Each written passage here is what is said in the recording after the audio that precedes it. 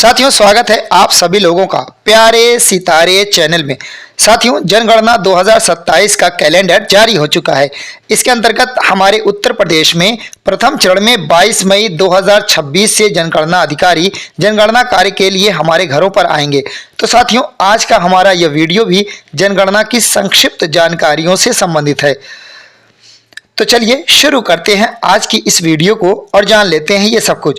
जनगणना क्या है? साथियों, जनगणना एक राष्ट्रीय स्तर का सर्वे है जिसमें देश की पूरी आबादी से संबंधित सामाजिक, आर्थिक और जनसांख्यिकी यानी कि डेमोग्राफिक जानकारी एकत्रित की जाती है।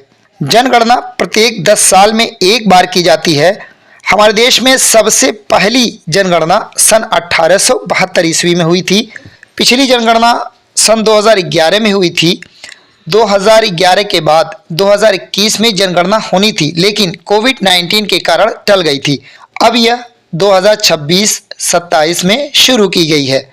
सन 1872 से लेकर अब तक के परिप्रेक्ष्य में यदि देखा जाए तो भारत में होने वाली यह 16वीं जनगणना है।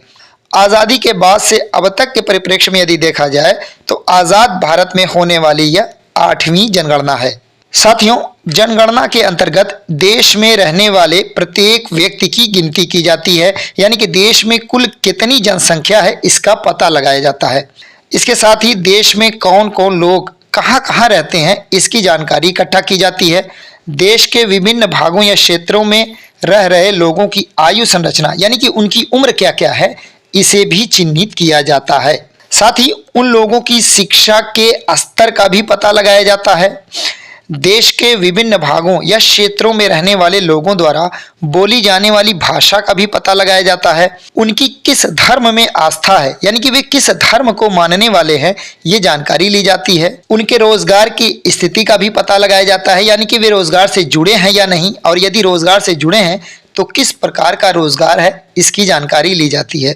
साथ ही उनकी आवासीय स्थिति की जानकारी ली जाती है, यानी कि वे जिस मकान में रह रहे हैं वो उनका स्वयं का है या किराए का है, वो कच्चा है या पक्का है, ये सब जानकारी इकट्ठा की जाती है। उनके घर में बिजली पानी की सुविधा है या नहीं इसकी भी जानकारी ली जाती है। जनगणना क्यों ज़रूरी है? साथियों, जनगणना से सरकारी योजनाएं बनाने में मदद मिलती है। इससे स्कूल, अस्पताल, सड़क आदि सार्वजनिक महत्व से जुड़ी योजनाओं पर भी काम करने में मदद मिलता है। जनगणना से संसद और विधानसभा क्षेत्रों के पुनर्निर्धारण में भी मदद मिलती है, यानी कि देश की नीतियों की नींव जनगणना द्वारा एकत्रित की गई जानकारियों के आधार पर ही रखी जाती है। तो साथियों, कुल मिलाकर जनगणना एक राष्ट्रीय महत्व की प्रक्रिया है जो प्रत्येक 10 साल में आयोजित की जाती है। इससे घबराने, परेशान होने या आशंकित होने की बिल्कुल भी ज़रूरत नहीं है। इसे एक पर्व के रूप में लेना चाहिए, जैसे कि हम चुनाव आदि में पूरे उमंग और उत्साह के साथ सम्मिलित होते हैं, वैसे ही हमें इसमें भी शामिल होना चाहिए। जब भी आपके यहाँ जनगणना अधिकारी आए, पूरे उत्साह और विश्वास के साथ उनके द्वारा पूछे जाने वाले सवालों के जवाब दें। तो साथियों, वीडियो पसंद आई हो तो लाइक और कमेंट ज़रूर करें और अपने साथियों में ज़्यादा से ज़्यादा शेयर करें। चलते हैं, फिर मिलेंगे इसी तरह की दूसरी जानकारी के साथ। तब तक के लिए बाय बाय।